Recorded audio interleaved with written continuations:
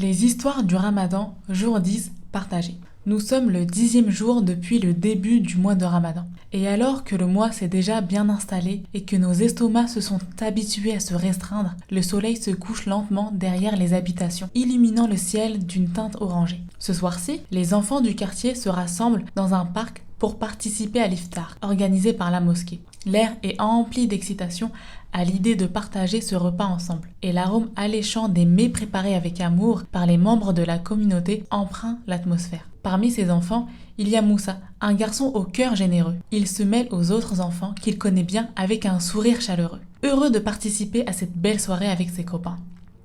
Il remarque rapidement son ami Idriss, se tenant un peu à l'écart avec un air préoccupé. « Salut Idriss !» s'exclame Moussa en s'approchant. « Tu es venu à l'iftar aussi ?»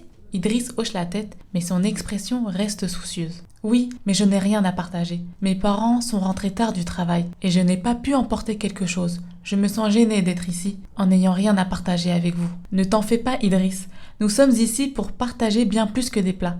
Viens avec moi, on va chercher une solution ensemble. » Idriss lève les yeux vers Moussa. « Tu penses vraiment ?» dit-il. Moussa sourit, affirmant d'un geste de la tête. Bien sûr, ces repas sont justement faits pour que chacun puisse y participer sans contrainte. La communauté s'entraide afin que nous puissions passer un bon moment ensemble. Viens, on va trouver de quoi partager avec tout le monde. Ensemble, ils se dirigent vers une table dressée avec les différents plats. Moussa observe les options disponibles, réfléchissant rapidement à une solution. Ses yeux s'arrêtent sur une corbeille de dattes juteuses, soigneusement disposée. « Regarde Idriss, dit-il en saisissant quelques dattes et en les plaçant dans un petit sac. Nous pouvons partager ces dattes. Elles font partie des meilleurs aliments que nous puissions manger. Elles sont consistantes. Je suis sûre que tout le monde sera content si on en rapporte. » « Trop bonne idée !» s'exclame Idriss avec enthousiasme. Les deux garçons retournent vers les autres enfants qui étaient installés sur une grande couverture posée sur l'herbe et leur offrent à chacun des dattes avec un grand sourire. Rapidement, tout le monde se rassemble autour de la corbeille de dattes. La soirée se déroule dans une atmosphère de camaraderie et de partage. Chaque enfant se sentant accueilli chaleureusement. Moussa et Idriss réalisent qu'en tant que communauté, s'entraider et partager avec ceux qui en ont besoin est une manière de réchauffer les cœurs et de rapprocher les âmes.